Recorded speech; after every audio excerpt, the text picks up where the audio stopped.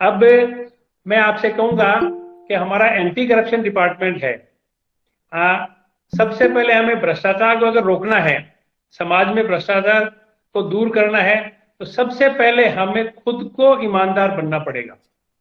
हम स्वयं ईमानदार होंगे तब हम दूसरे को बेईमानी से रोक सकेंगे। क्योंकि जब हम देखते हैं हमारा खुद का काम होता है तब तो हम एडजस्ट कर लेते हैं। जब मेरा काम होता है तो मैं रिश्वत दे भी देता हूँ, ले भी लेता हूँ। जब दूसरे का नंबर आता है तब कहते हैं वो भ्रष्ट है, वो भ्रष्टाचार कर रहे हैं। इसलिए सबसे पहला काम है कि हम स्वयं ईमानदार बने।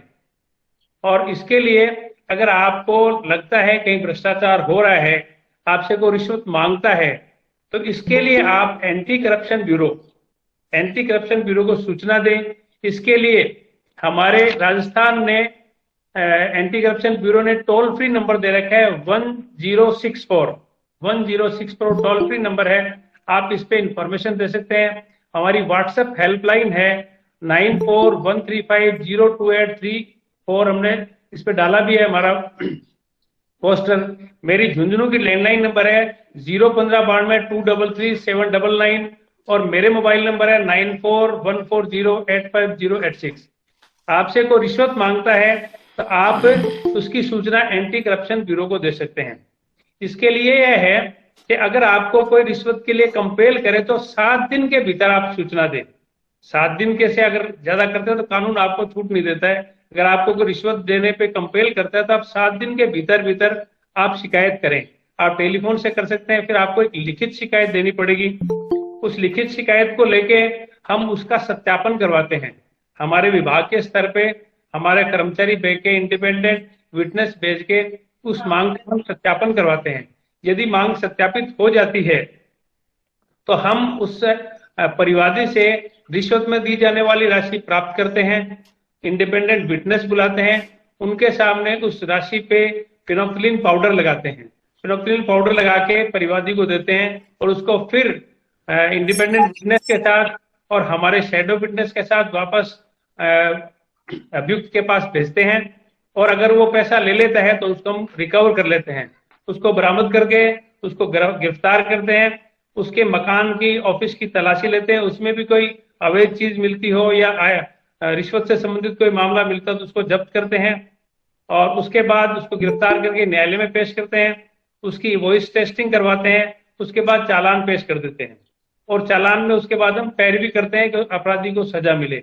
यहाँ फिर आपके वकील का काम शुरू हो जाता है कि अगर वो उसने अपराध नहीं किया है तो आप उसकी पैरवी करके उसको बरी करवाते हैं और अगर अपराध किया है तो हम उसको प्रूव कर देते हैं। ये हम कहें भ्रष्टाचार क्या है, जो मुझे पहले बताना चाहिए था। भ्रष्टाचार का मतलब भ्रष्ट और आचार मतलब बुरा आचरण। जब कोई व्यक्ति व्यवस्था के मान्य नियमों के विरुद्ध जाकर अपने स्वार्थ की पूर्ति के लिए कोई गलत आचरण करता है तो उसको हम भ्रष्टाचार कहते हैं। PC act, the prevention of corruption act है, इसमें भ्रष्टाचार ये बताया है कि कोई पब्लिक सर्वेंट, इसमें भ्रष्टाचार पीसी एक्ट में पब्लिक सर्वेंट है, कोई पब्लिक सर्वेंट पब्लिक ड्यूटी के लिए अनड्यू एडवांटेज एक्सेप्ट करता है, ऑब्टेन करता है या अटेम्प्ट टू ऑब्टेन करता है या इसके लिए किसी को इंड्यूस करता है, अबेट करता है या अपने ऑफिस का मिसयूज करता है या अपने आय से अधिक संपत्ति बनाता है, तो ये भ्रष्टाचार की परिधि में आता है। इसके लिए अब मैं आपको बताऊं पब्लिक ड्यूटी। कोई भी पब्लिक सर्वेंट पब्लिक ड्यूटी करते हुए, तो पब्लिक ड्यूटी वो होगी वह करते हुए जिसमें राज्य, जनता या समाज का हित हो। पीसी एक्ट में पब्लिक सर्वेंट आता है। पब्लिक सर्वेंट उसको कहते हैं कि जो राज्य से, सरकार से अपने पब्लिक कर्तव्य के लिए पैसा लेता हो, फीस लेता हो, कमीशन लेता हो और वो अपने पब्लिक ड्यूटी कर रहा हो। तो अगर आपसे कोई पब्लिक सर्वेंट पब्लिक ड्यूटी करते हुए रिश्वत मांगता है तो पीसी एक्ट के अधीन ये कवर होता है। इसके पीसी एक्ट में आपको पीसी एक्ट के बारे में बताऊं कि धारा 2 में परिभाषा दी है। इसमें मोटी मोटी 3 ही परिभाषा है। एक तो लोक सेवक, तो लोक सेवक वह व्यक्ति जो कर्तव्य निर्वहन हेतु सरकार की सेवा में है, सरकार से वेतन लेता है, फीस लेता है या कमीशन लेता है या पारिश्रमिक पर हो। एक दूसरी है अनड्यू एडवांटेज, अनुचित लाभ, वह परितोष जो विधि सम्मत पारिश्रमिक के अलावा हो। इसमें धन के अलावा धन अकेला नहीं है। आप पब्लिक ड्यूटी करते हुए किसी से परितोष मांगते हैं तो परितोष में धन भी नहीं है, आप धन के अलावा भी फेवर मांग सकते हैं। जैसे अभी हमारे राजस्थान एंटी करप्शन ब्यूरो ने एक लोक सेवक ने कार्य करने के बदले असमत मांगी तो उसको असमत मांगते हुए गिरफ्तार किया है। इसलिए अनुचित लाभ में अर्थ के अलावा भी बहुत कुछ आता है। एक इसमें लोक कर्तव्य, पब्लिक ड्यूटी वो है कि ऐसा कर्तव्य जिसके निर्वहन में राज्य, जनता, समाज की रुचि हो, ये है।